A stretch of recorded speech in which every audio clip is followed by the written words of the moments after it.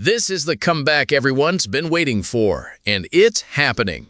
Marvel Studios made several announcements about their future at San Diego Comic-Con, and this was easily the biggest event SDCC has seen so far. So many people from the MCU attended that out of 400 VIP seats, around 370 were reserved just for movie stars, their publicists, and agents. The remaining 35 seats were left for actual media coverage since this entire event was focused purely on movies. When the event kicked off, Herbie was the first to appear on stage, sporting his original Fantastic Four design, not that newer glowing Doomsday look. After that, setting the SDCC atmosphere, Kevin Feige came on stage and immediately clarified that there wouldn't be any announcements about Marvel TV shows at this event. This would entirely be movies, and more movies. However, in post-event conversations, he did mention that Vision Quest will conclude the WandaVision trilogy, releasing this October 14th. He explained they didn't discuss it at SDCC because next month is Disney's own D23 event, where they'll promote Vision Quest alongside their other projects, and most likely release a trailer too, since it's coming out this October anyway. Right after that discussion, everyone at SDCC was shown an exclusive trailer for Avengers Endgame Encore. For those who don't know, Marvel is re-releasing Avengers Endgame under the title Avengers Endgame Encore, releasing this year on September 25th in IMAX format. It's confirmed the film will include 7 to 9 minutes of additional footage, plus an exclusive end tag directly connecting to Avengers Doomsday. Those who saw the Endgame Encore trailer at the con mentioned it included footage of the crowd cheering and reacting from the original 2019 opening night screening, including the portal moment. The Encore trailer also includes several shots of Steve returning the Infinity Stones. There's apparently a line in the trailer along the lines of, "You mess with time, it tends to mess back," suggesting that even while returning the stones, Steve may have done something he shouldn't have. We'll have to see how he handles returning the Soul Stone and others. Once this older content wrapped up, new story announcements began. Kevin Feige brought Ryan Gosling on stage to confirm the Ghost Rider movie, set for release in 2028, directed by Sean Levy, who's already delivered back-to-back blockbusters like Free Guy, The Atom Project, and Deadpool and Wolverine, and is currently working on Star Wars Starfighter, with Ryan Gosling releasing next year before moving on to direct Ghost Rider in 2028. Personally, I'd say this couldn't be a better pairing.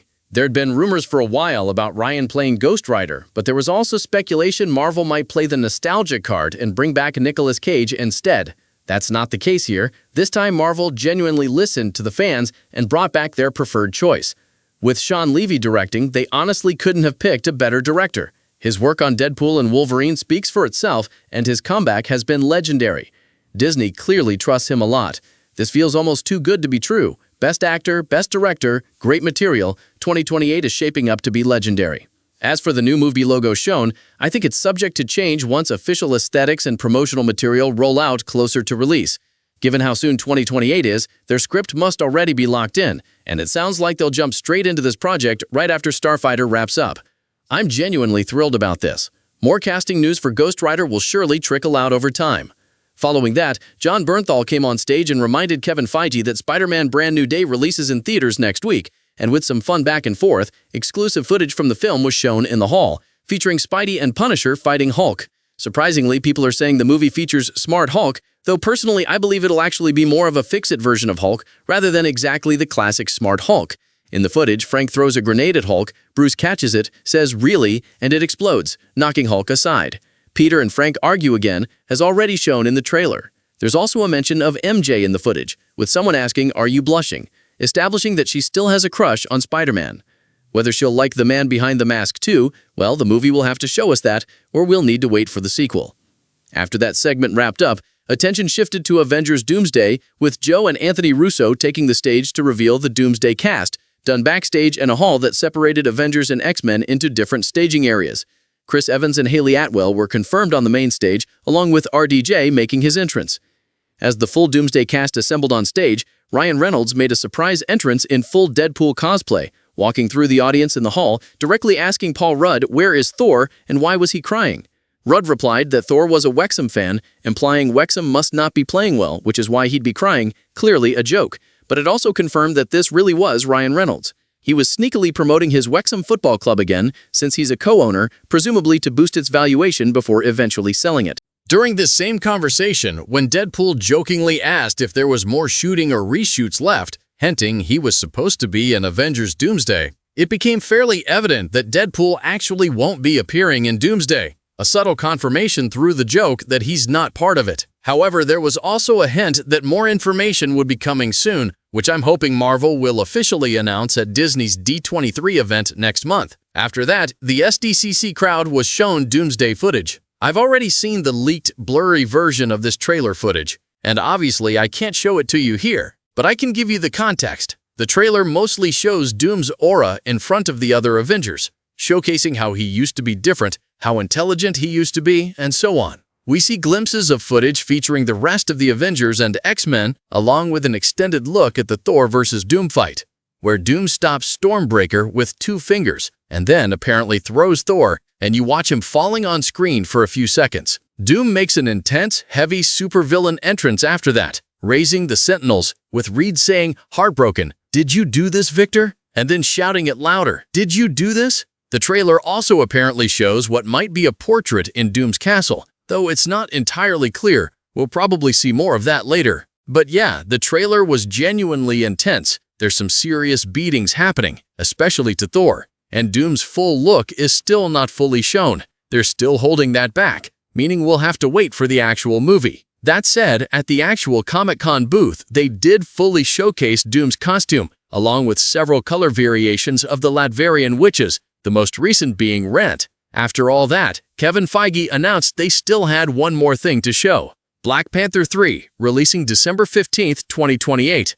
Like Ghost Rider, they have an exact release date locked in. Given it's a December date, there's always a chance of delay, so it's not 100% guaranteed, but as of now, Black Panther 3 is confirmed for December 2028, directed once again by Ryan Coogler. This time, we finally have our king, played by David Johnson, the actual actor. He'll play T'Challa's son, previously shown at the end of Wakanda Forever as young T'Challa Jr. I know this actor from Alien Romulus. He's a genuinely great actor. There had earlier rumors that Damson Idris might play Black Panther, and if that had happened, it would have been simply majestic. But I have zero complaints about Johnson either. He's an excellent actor too. Damson Idris has already appeared in some capacity within past Black Panther-related events, and if he shows up in a future MCU project, even as a villain or some other character, I wouldn't mind that at all. Overall, this event neatly covered Marvel's past, present, and future, without overextending the MCU by piling on too many back-to-back project announcements and putting unnecessary pressure on themselves. The highlights were Ryan Gosling returning as Ghost Rider, my personal favorite announcement, directed by Sean Levy, releasing sometime in 2028, exact date TBD.